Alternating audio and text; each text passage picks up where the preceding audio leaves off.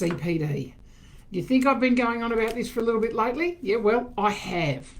And it is almost every single phone call, every person we talk to, every agency that one of us go into when we're working with agents, people are still not understanding the CPD requirements for the new CPD year. That is the CPD year now, which started on the 23rd of March. So we're a few weeks in now to the new CPD year.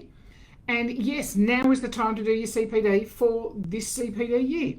So there's, for all licensed agents, let's leave assistant agents to the side for 1 minute. For all licensed agents, you have to do the compulsory topics. And now there's three, I guess, flavors of compulsory. You know, there's compulsory CPD for real estate agents. There's compulsory CPD for strata agents and on-site residential property managers. And there's also CPD for stock and station agents. Now, and that fits mostly the livestock issues. So really, if you're selling acreage, or hectarage, if you wanted to be correct in it, but I think it sounds better as acreage. If you're selling that and you're selling over that 20 hectares, yes, you've got to hold a stock and station license. And the majority of you know that, particularly those of you who hold stock and station licenses. You would be attending the real estate compulsory because that's related to the actual sale of land and property. You would attend the compulsory for livestock if you're actually focusing on the sale of livestock.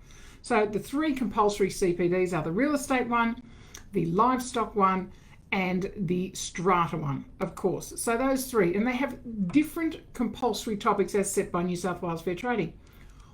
So let's just take the real estate one for starters. It has COVID safe businesses, it has looking at material facts, and looking at short-term accommodation and the new code of conduct that's been released for the short-term accommodation requirements. If you look at the strata compulsory, we're looking at COVID safe businesses, the short-term accommodation code of conduct, building defects and the RAB Act. So again, a different focus. COVID safe businesses is still in there again.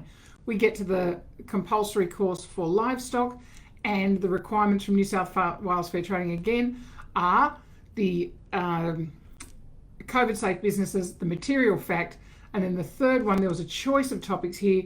We at ACOP, we've gone with private sale contracts and the upper auction terms and conditions. So very much looking at the livestock issues here.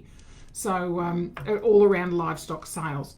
So every licensed agent has to do one of those compulsory courses. They also have to do an elective. Now, obviously you choose an elective that fits with your functionality.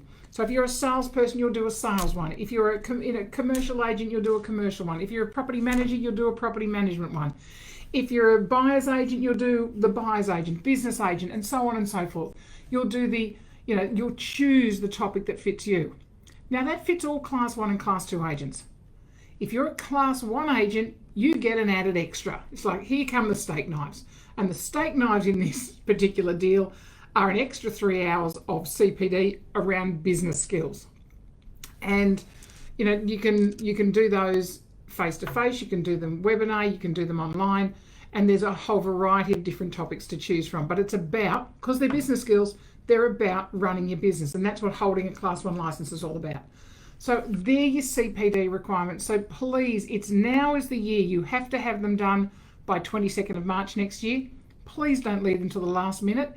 If you did leave it to the last minute this year, you know how absolutely mind-blowingly difficult that was.